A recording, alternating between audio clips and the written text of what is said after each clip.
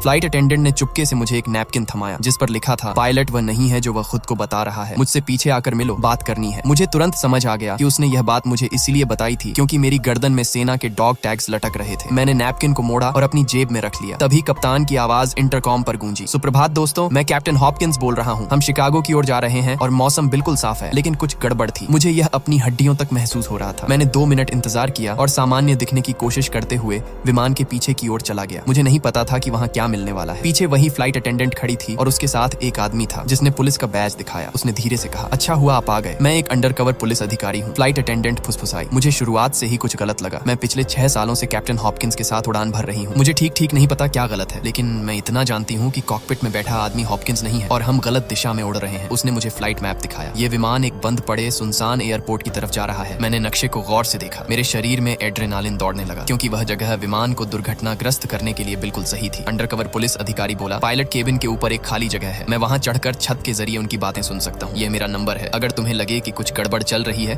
तो मुझे सिर्फ एक शब्द मैसेज करना, अब वही हमारा संकेत होगा। मुझे ऊपर चढ़ने का मौका देने के लिए फ्लाइट अटेंडेंट ने स्पीकर पर घोषणा की कि सभी यात्री अपनी सीट बेल्ट बांध कर रखें। छत की दरारों से मैं पायलट और को पायलट की बातचीत सुन सकता था। एक आदमी बोला, आज से 15 साल पहले हमारे भाई की मौत कैप्टन हॉपकिंस की वजह से हुई थी। अब हम उसी के विमान को उसी के साथ क्रैश करेंगे। हमने उसे बांध रखा है और उसकी जगह खुद को पायलट बनाकर बैठ गए हैं। इतना सुनते ही मैंने अंडरकवर पुलिस अधिकारी को एक शब्द का संदेश भेजा। अब अचानक सर्विस ट्रॉली जोर से कॉकपिट के दरवाजे से टकराई। पुलिस अधिकारी ने लात मारकर दरवाजा तोड़ दिया। मैं छत से नीचे कूदा और नकली पायलट पर झपट पड़ा। उसी समय अधिकारी ने को पायलट को जमीन पर दबोच लिया। फ्लाइट अटेंडेंट ने तुरंत रेडियो उठा लिया। मेडे मेडे, हमारा पायलट गायब है, हमें तुरंत विमान उतारने में मदद चाहिए। फिर उसने मेरी ओर देखा। असल कैप्टन हॉपकिंस को ढूंढो, वह इसी विमान में कहीं होगा। मैं पूरी ताकत से विमान के पीछे भागा और हर दरवाजे की जांच करने लगा। अचानक मैंने बाथरूम के पास बने एक स्टोरेज क्लोसेट का दरवाजा खींचकर खोला। अंदर कैप्टन हॉपकिंस बैठे थे। उनके हाथ बंधे हुए थे और मुंह पर टेप चिपकी हुई थी। मैंने तुरंत टेप हटाई। उन्होंने बस इतना कहा, मुझे कंट्रोल्स तक ले चलो। वह दौड़ते हुए कॉकपिट पहुंचे और पायलट की सीट पर बैठ गए। उन्होंने कंट्रोल संभालते हुए रेडियो पर कहा, टावर, मैं असली कैप्टन हॉपकिंस बोल रहा हूँ। मैं इस विमान को सुरक्षित उतार रहा हूँ। कुछ देर बाद विमान सुरक्षित लैंड हो गया। पुलिस ने उन दोनों भाइयों को हथकड़ियां लगाकर बाहर ले गई। जब सब खत्म हो गया तो फ्लाइट अटेंडेंट मेरे पास आई। मैंने अपनी जेब से वह नैपकिन निकाला